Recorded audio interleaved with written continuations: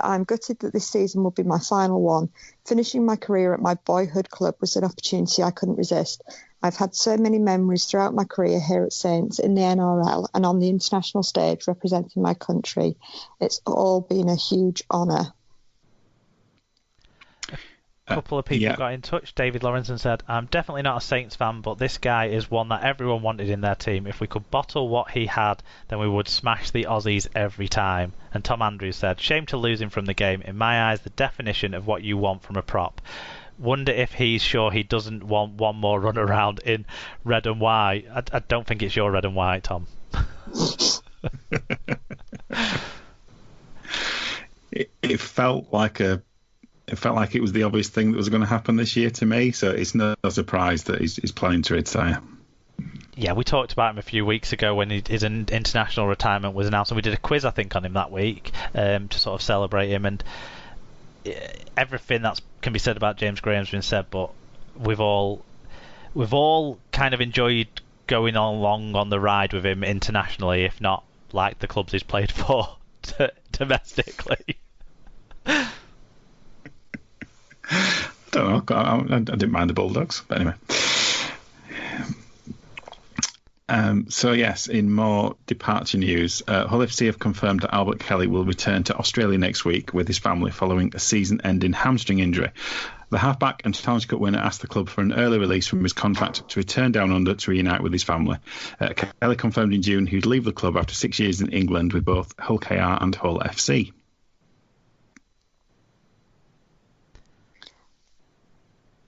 Sarah, I suppose it's sort of your place here, I guess, to talk about what Albert Kelly has kind of been at Hull, what he's meant and how good he's been.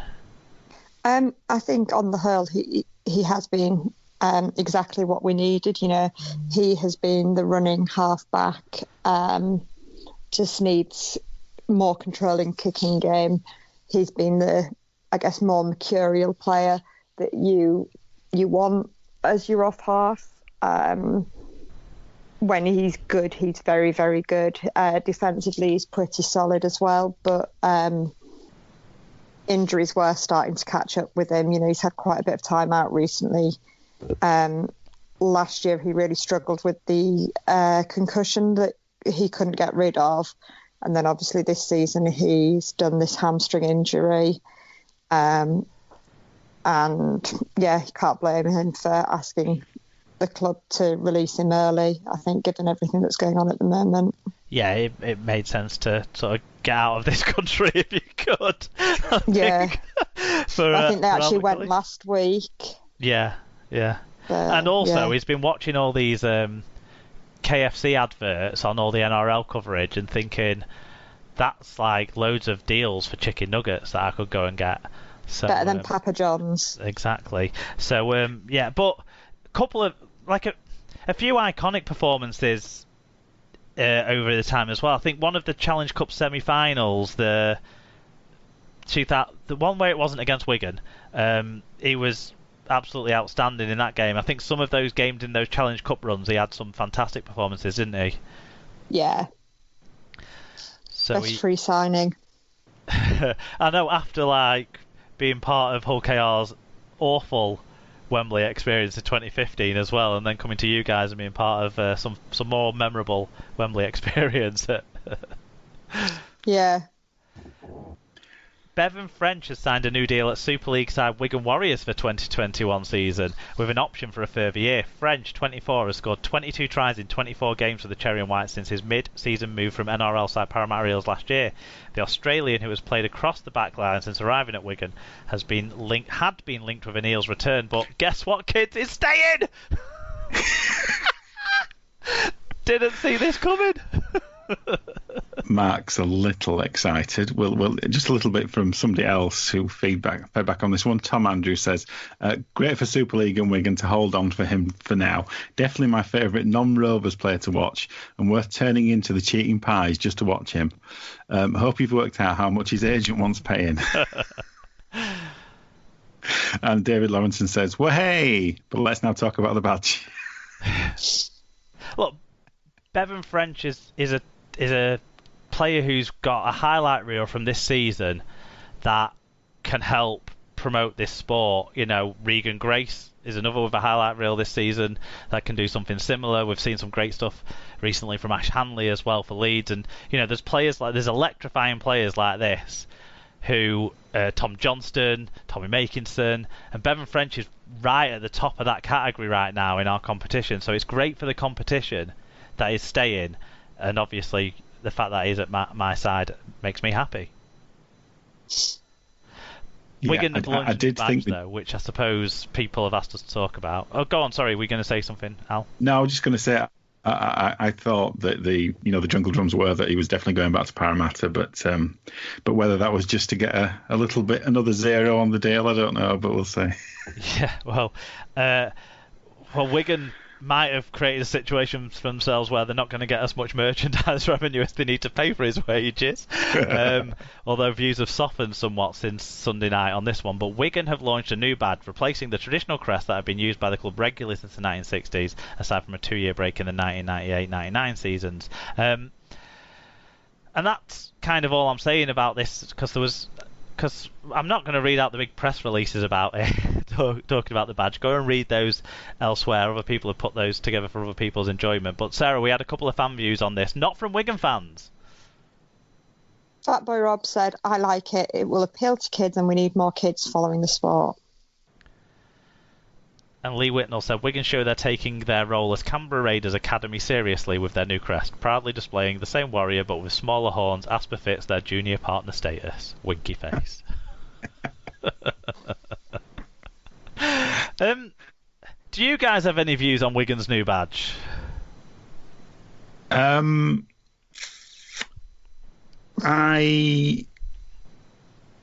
don't have any strong opinions about it either way.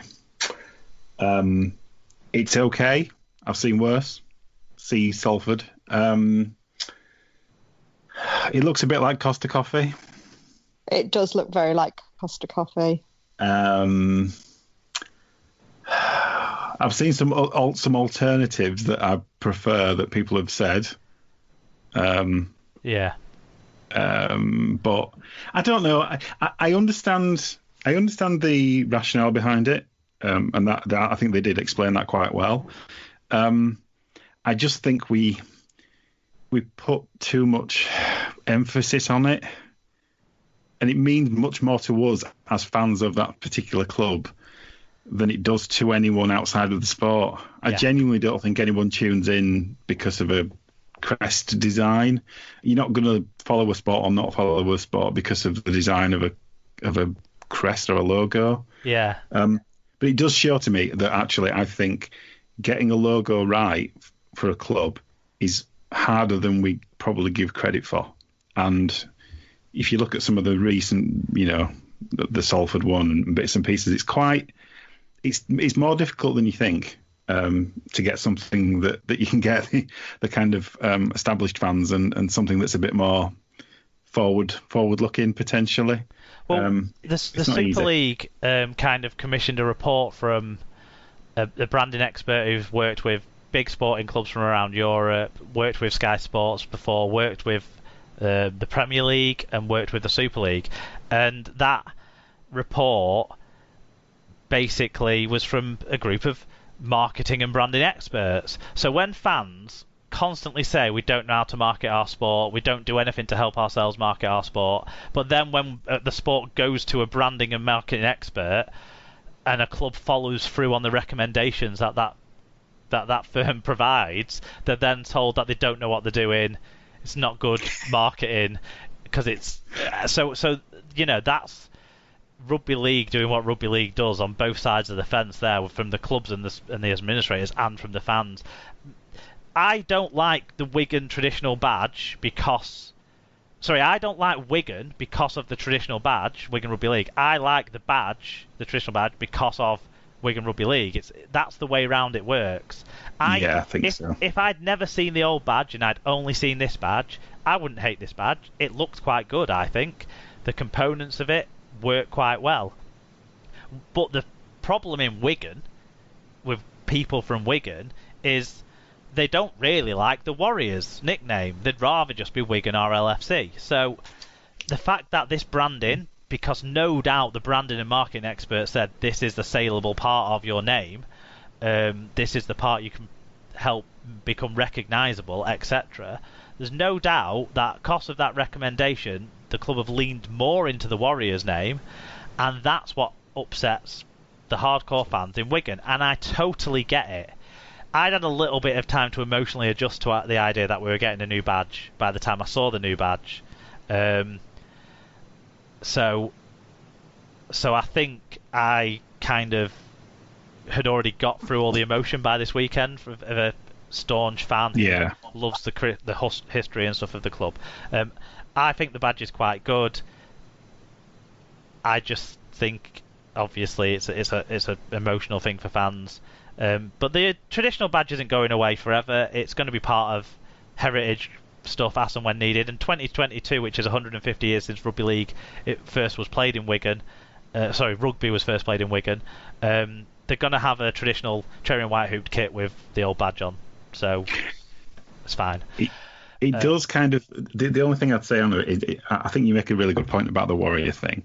And I do think it does point to the fact that, you know, some teams have struggled with the kind of the Super League kind of moniker adjustment that they did. Like, some teams kind of knocked it out of the park. You know, Bradford, for example, Castleford, they already had kind of a clear attachment. But there's teams like, I mean, you know, Sarah's team, you know, they had a short-lived shark period. You know, Blue Sox, anyone? You know, we've had these things, and I do think that Wigan's problem does link to that acceptance or lack of acceptance of the Warrior thing, and I think you're completely right about that. I do know, by the way, that the report has made recommendations to other clubs, and I wouldn't be surprised if we see tweaks from other clubs. Huddersfield are doing some tweaks, which luckily they had already luckily for them, they'd already moved to the modern kind of single image that reflects your name, nickname kind of thing, but it had these stupid stadium arches coming off its shoulders for a bit. So I think that they're probably going to go from the Giants logo. My understanding is they want to do some things with some other clubs' badges as well. Whether those clubs will go through the process that Wigan have kind of bought into here, I don't know, but we'll see. Sarah, let's move on to Leroy Cudjoe. Yes, Leroy Cudjoe signed a new contract with Huddersfield after reaching a landmark 300th career appearance on Friday. The centre has signed a new one-year deal with his boyhood club. Cudjoe, a one-club man throughout his career, has impressed since returning from 2 serious knee injuries. The 32-year-old has played 10 games since his return, scoring twice and impressing throughout. He's been rewarded with a new contract as a result, extending his stay with the club into a 14th season. Impressive length of time there. Yeah, you can't imagine Cudjoe playing anywhere else, can you? No, and he's you know, he's still doing it, isn't he, for him? So yeah, and with anyone else outside him really these days as well, other than Jerry. Yeah, they should retire together. Okay, so St Helens are understood to be closing in on Australia international Sione Matautia. According to the Daily Telegraph, the Newcastle Knights forward is set to join the Super League champions on a long-term deal after agreeing terms of release from the NRL club. Matautia, who's the brother of Castleford Tiger star Peter, is 24 and can play back row, loose forward or centre. He became the youngest ever player to represent the Kangaroos in 2014 when he was played in the Four Nations at the age of 18 years and 129 days. Right, let's rattle off the quickfire Championship and League One stuff. Starting with Whitehaven have signed centre Sean Croston from Newcastle Thunder on a one-year deal. Croston has represented England at junior levels as well as England universities. Sarah. Oldham have signed forward Liam Kirk from Bradford on a one-year deal. The 23-year-old has made 83 appearances for the Bulls after coming through the club's academy.